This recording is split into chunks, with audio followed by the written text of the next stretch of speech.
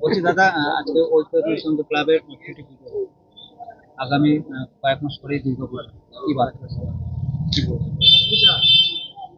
বার্তা এটাই যে বাংলায় নতুন সরকার আসার পর এবার গোটা পশ্চিম বাংলাতে পুজো মানুষ একদম মন খুলে যে যার মতো করে মাকে ডাকবে, তার আয়োজন করবে। এবার সবাই অনেকটাই বেশ মন খোলা। তা আমার ধারণা এবার পুজো পশ্চিমবাংলার সর্বত্র বেশ আড়ম্বরপূর্ণ হতে চলেছে।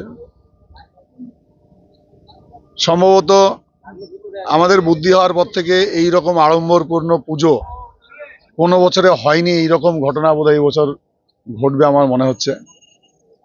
তো এইখানেও ঐকতান সংঘ তারা যে থিমের আয়োজন করেছে ভেঙ্কটেশ মন্দির, তো সেটার যেটা আদল আমি দেখলাম সেটাও সাড়া জাগানোর মতো। বহরমপুরে আমরা এর আগে অনেক পুজো দেখেছি, তার প্যান্ডেলে যে আদলগুলো দেখেছি, বড় বড় পুজো, তারা যে রকমের আয়োজন করে এটা তার থেকে কিছু কম হবে না এবার। তো সেই জন্য আমি অনুমান করছি যে এখানে ঐকতান সংঘ এইরকম আয়োজন করছে মানে আরো বড় বড় যারা পুজো করে থাকে তারা নিশ্চয়ই আরো অনেক কিছু ভাবছে এখন থেকেই। আর আমাকেও এখানে ডেকেছে মানে তারা অনেক কিছু ভাবছে, যারা আমাদেরকে তো এর আগে কেউ ডাকেনি, এবার আমাদেরকে ডাকছে মানে বুঝতে পারছেন যে ডাকছে মানে এবার তারা অনেক কিছু ভাবছে এবার। তো সেই জন্য আমার নিশ্চিত ধারণা যে এবার পুজো বেশ আড়ম্বরপূর্ণ হতে চলেছে। আর আমার বার্তা এটাই যে এতদিন আমাদের রাজ্যে বিভিন্ন জায়গাতে ধর্মাচরণে বাধা ছিল, সরস্বতী পূজাতে মানা ছিল, অনেক জায়গাতে কোথাও কোথাও দুর্গা পূজাতেও মানা ছিল। এবার মানাহীন বাধাহীন পুজো, তার ফলে সেই পুজো উচ্ছ্বাস বাঁধন ছাড়া বাঁধন হারা হবে, সীমাহীন হবে।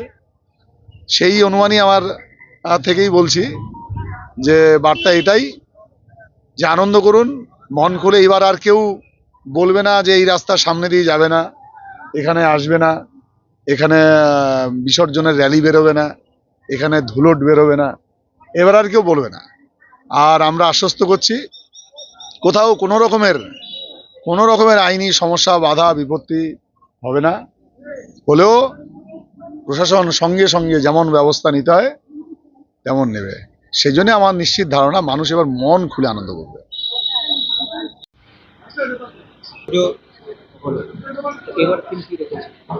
এবার থিম আমরা অন্ধ্রপ্রদেশের বিখ্যাত মন্দির স্বামী ভেঙ্কটেশ্বর মন্দির, তার আদলে আমরা মন্দির তৈরি করব এবং সুবিশাল একটা সুউচ্চ একটা মন্দির।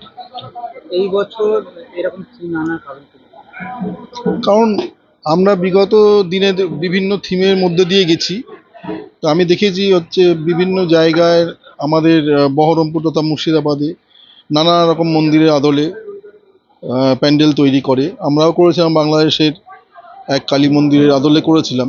তাতে দেখি মানুষের অন্য থিমের থেকে মন্দির কিংবা কোনো স্থাপত্য শিল্পের উপরেই আগ্রহ বেশি। তাই আমরা এই ভেঙ্কটেশ্বর মন্দির কোথাও হয়নি মুর্শিদাবাদে আজ পর্যন্ত, তাই আমরা এটাকে বেছে নিয়েছি। কত বছর পদার্পণ করলো আমাদের এবার 60তম বছর। বাজেট আনুমানিক 15 লাখ এরকম। আপনার নাম? আমার নাম ডক্টর সজল দাস। আজকে উপস্থিত কে ছিলেন?